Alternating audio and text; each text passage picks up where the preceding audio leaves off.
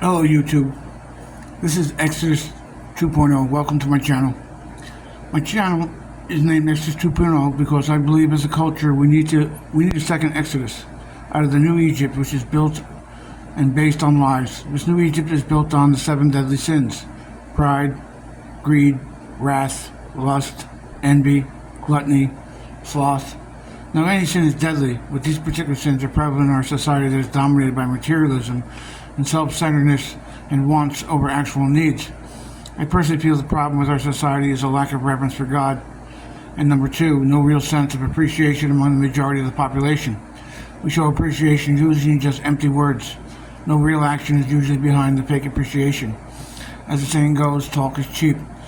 There's a certain segment of our government that has ties to satanic cults who target certain individuals to steal wealth. These certain cults are called the Masons, or the Organization of the Eastern Star.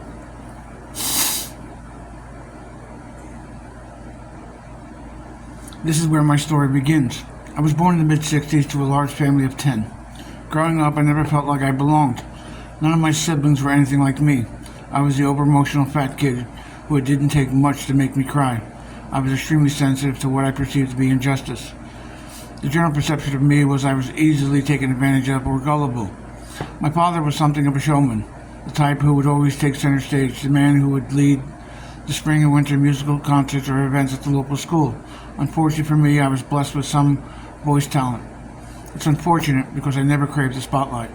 My father never showed any interest in me other than my voice when it came to singing. Listening to the stories of my father's childhood, I realized he spent many evenings singing with his mother at the kitchen sink. My father was a victim of his upbringing. He became a man of accomplishments. The men in his family were measured by accomplishments. Understand, he came from the 50s mentality. Most men at that time were cruel men. I was fortunate enough to have a father who was more evolved and tender-hearted, while others would take out their frustrations of life on their kids through mental, emotional, and physical abuse. On the other hand, my mother grew up in a world of hard knocks. She was the baby of a large family, growing up around Irish brothers. According to memory, she told me she was resented because her mother almost died giving birth to her. Because of this, she was deprived of certain pleasures that her older sisters enjoyed. Having a son who was tender-hearted, as I was,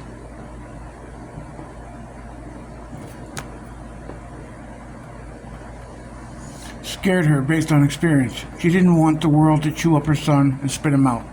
So she tried to drive out my tender-heartedness. I was the type of kid in grade school who would be the welcome wagon for the new kid in school to help them with the transition. Usually the new kid would forget about me weeks later. I thank my mother for my faith in God. I was raised Catholic. Just imagine a mother followed by her 10 kids in the first pew. Don't get it twisted. If you screwed around, you could expect a slap to the back of the head, either by mom or an older sibling. She had a very difficult job, basically a single mom with one of my sisters to really help her raise us all. At every occasion, whether it was my mother's birthday or Mother's Day, I would buy her, as a gift, a Catholic-inspired gift. I remember buying her 2 of those laminated wooden pictures, one of Pope John Paul II and one of the Last Supper. She was big on the sacraments of the Catholic Church, including communion and confirmation. I would later realize the problems with having to confer with a priest what the Bible's message means by verse to verse. I remember going to New York to St. John's of the Divine with a cousin of my wife. They were praying to a copy of St. Francis of Assisi.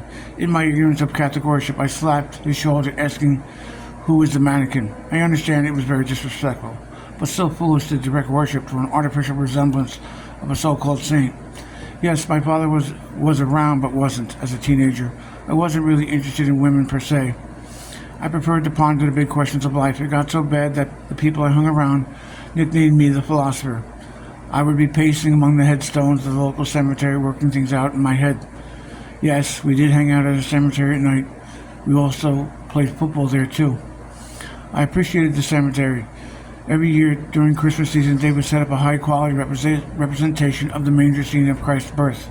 Sometimes I would spend more time talking with the parents of my associates than with my associates.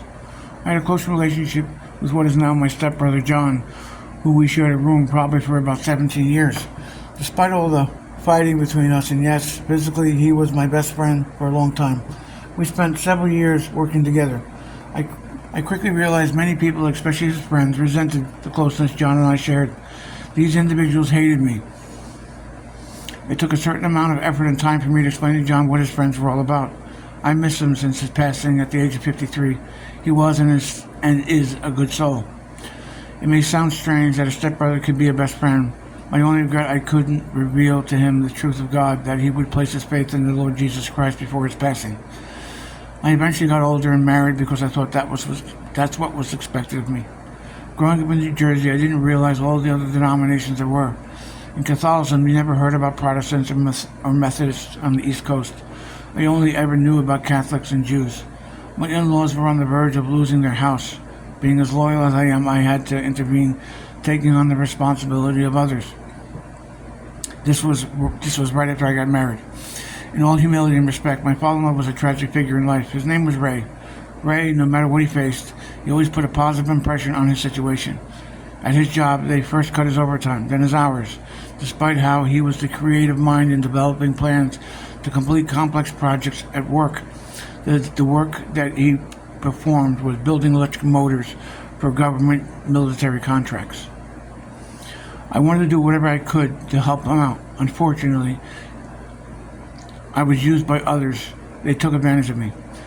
It wasn't until I moved to Arizona that I learned about the other denominations. I thank God for broadening my horizons about faith, exposing me to born-again Christians.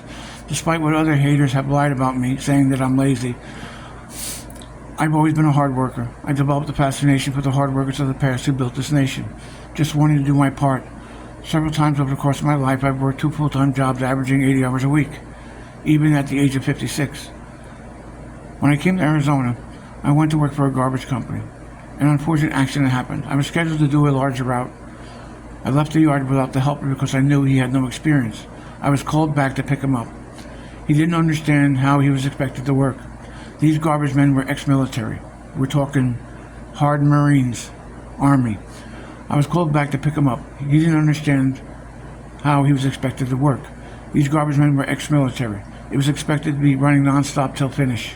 I wasn't physically fit at the time, but there was no quit in me when it comes to supporting my family.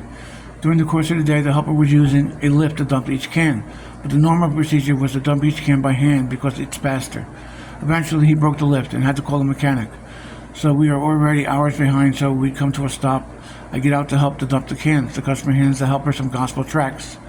An hour later, the helper is convulsing on the ground, bleeding from his head, never to wake up again. I'm running back and forth between the helper and the radio of the truck, screaming for help. At this point, I didn't realize that I'm an empath. Eventually, the ambulance shows up. The helper went into a coma and never wakes up. My father, who served in the Army as a medical examiner's assistant, spent time cutting open the bodies of his own friends and fellow servicemen to determine the cause of death. So growing up with my father, I knew when certain situations were dire. This provided me with experience when death is near. Unfortunately for my stepfather, he probably could have been a doctor, but the horrors of war, of diagnosing the cause of death for his buddies, had caused this to be a problem for him to want to even enter into a profession as a lifelong career. So I immediately knew with the head trauma that the employee most likely wouldn't survive. My father was the type of educated person. There were times when he would take out stitches at the kitchen table instead of waiting for a doctor's visit. Back to the current situation. Meanwhile, the boss comes out and the first question he asks, "Can you finish the route?" Internally, I was freaking out, trying to register what I just heard. I told him I could work the back of the truck but not drive. So the route was finished by another driver with me as helper. Didn't realize at the time the helper was the brother-in-law of another employee. Father of 8, age 41. As a side note, my impression growing up in New Jersey, I got along with people of many races. There would be stereotypical jokes, but no hate of resentment or ever intended. In Arizona, there's a history of racism I didn't realize or understand. Many of the other drivers I worked with didn't understand my distraught over this accident. I am someone who values life in all forms. I believe almost as if God has said, but hasn't. If you can create life, then you can take it. I do not believe I have the ability to create life from nothing, as God does. So I treasure life in all forms. I do not believe I have the right to take any life. I had to take several days off. I was losing my mind. God has a way of isolating us by putting us on a deserted island, having to deal with this situation. My wife was distant and couldn't be relied on for comfort. going over and over in my mind. I eventually was led to the Bible for greater understanding. So I started reading the Bible with no preconceived notions. In my younger years, going to Catholic Church, they never encouraged you to read the Bible. I eventually came to the conclusion that if the top 100 writers of all time got together to write a book, it couldn't compare. So I was fortunate to have 3 Christians I could feed off at work. I returned to work. The first person I saw asked if I killed the guy because he wasn't white. I said to him, "Do you think before you speak?" The next thing, hearing people address me as killer. It was a long road to haul. The garbage business can be very cold. When they say you see the faces of those you kill, it is true. I saw the helpless face for about 8 years. I wanted to attend the services, but my boss insisted the family was too distraught, wanting revenge. With the help of the Christian employees, I learned to grow in faith, to shed the stigmatism of Catholicism. My siblings were not happy that I was no longer a Catholic, but my mother supported me. Years later, I developed an appreciation for the Arizona culture, especially the Latino community. I've always, as a supervisor, would judge or reward employees by merit. I've seen the discrimination against Latinos and it pisses me off. Call me a white knight if you wish. I've always stood up for the underdog with right intentions. So during the mid-2000s as a supervisor, I witnessed discrimination against Latino women in regard to a position that was given to a less experienced Caucasian woman over Latino women. I was pissed because the Latino women who were passed over had more experience on the computer system, and there were rumors of traded sexual favors. I was determined to help out these women so they wouldn't be passed over again. So eventually, a higher position was offered and she accepted it. Of course, I only meant to be helpful. I didn't expect to be targeted. Targeted I was. Eventually, this woman seduced me into a casual relationship. At this time, I was already divorced after being married for 16 years. Became frustrated being used as a work mule. Wanting something traditional, she would constantly string me along with lies. Eventually, things came to a head. She supposedly chose someone else over me. Fast forward 12 years, being celibate and working all the time. One evening while watching political videos on YouTube, you know the ones, where Trump triggers snowflakes. I used to find them very funny but extremely negative. I felt God telling me to cut out everything or anything negative out of my life, like people, places, and things. Later on, she wanted to return. I rejected her, but then things got interesting. All of this situation is surrounded by a massive amount of wealth. She must have higher contacts, probably in the government. I later found out I was being targeted for sinister plans. All the time she was around me, she was practicing black magic on me. Love spells, death spells, glamour magic, candle magic, mirror magic, you name it. She would constantly be casting spells on me until recently to keep me in a life of misery. She would target my finances, my work, my living situation, my love life, you name it. So I had no contact with this woman for 7 years. During this time, I never thought about her until 6 months ago. I asked God to take the thoughts away from me, but God was leading me to complete my healing. While I do know the scriptures teach against any divination, but I felt God leading me to tarot. So I began watching and listening to tarot readers on YouTube.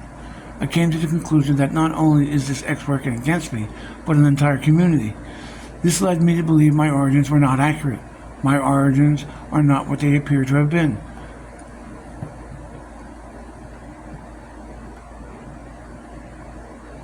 As I have mentioned, I never fit in with my family. I have recently come to the conclusion that my origins are wrong. I discovered this by this woman who targeted me. I am waiting for proper documentation to verify this in the meantime. All the time since I was a child, there has been things going on in the shadows that I was unaware of. Through tarot, I've learned many things. One, I have learned I have an uncle who cursed me as a child. Apparently, I was part of a false adoption. I was somehow abducted as a child from my mother, and it appears that I come from a very well-to-do family.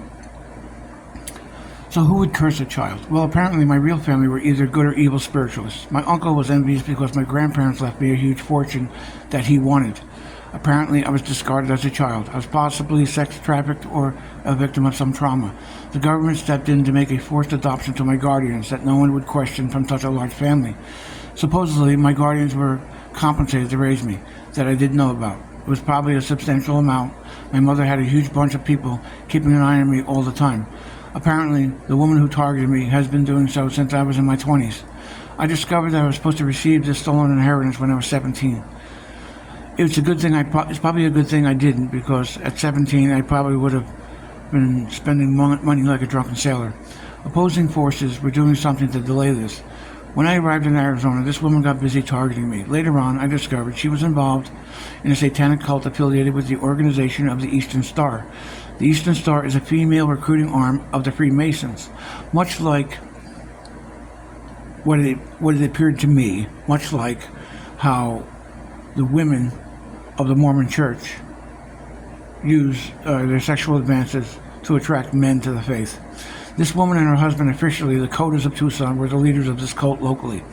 They would use the woman to seduce men like a black widow. Once they have your personal information, they next try to commit fraud against you. Ultimately, it will end with your death or demise. This couple committed birth certificate fraud, social security fraud, adoption fraud, life insurance fraud, changed my father's will, bank fraud, real estate fraud, child sacrifice, and they sold both property and a house or houses from me. They've even sold houses that were legally mine. They are currently in court claiming I died, as well as medical fraud to commit power of attorney fraud. I realize it sounds impossible, but it is true. Once I realized this, I took the fight to them on social media. I began attacking this couple on the wife's Facebook Messenger account, exposing their secrets. This was confirmed by their reaction from tarot readers on YouTube. This couple and I have been being watched by federal authorities for close to 10 years. This couple's crimes also include human and sex trafficking, drug trafficking, online escort service, prostitution, money laundering, attempted murder, etc. This involves federal officials, judges, law enforcement, lawyers, court clerks, politicians, church members, bank employees, insurance agent, social media, shadow banners, postal carrier, etc. The Justice Department will have to rush in to clean up, even though they don't want to. So I'm getting prepared for many lawsuits that will be forthcoming. I recently discovered this family appears to be upstanding in their community in the daylight, but at night, their evil doings get going. This family suffers from a long history of mental illness and incest. The couple go by Felix and Cecilia Coda from Tucson's South Side. Felix, the husband, has been found out to be a serial killer of Vegas prostitutes, and the wife Cecilia has been a sex worker who has contracted the AIDS virus. With this bad diagnosis, the AIDS virus has spread through the Southside community. This family is responsible for many murders for wealth, including neighbors, my parents, and grandparents. This story out of Tucson will make national, if not international, news. Currently, I am under an order of protection by federal agencies. I will update as more details come out. All right, everybody, I thank you for your time, and may God richly bless you and your families. Thank you.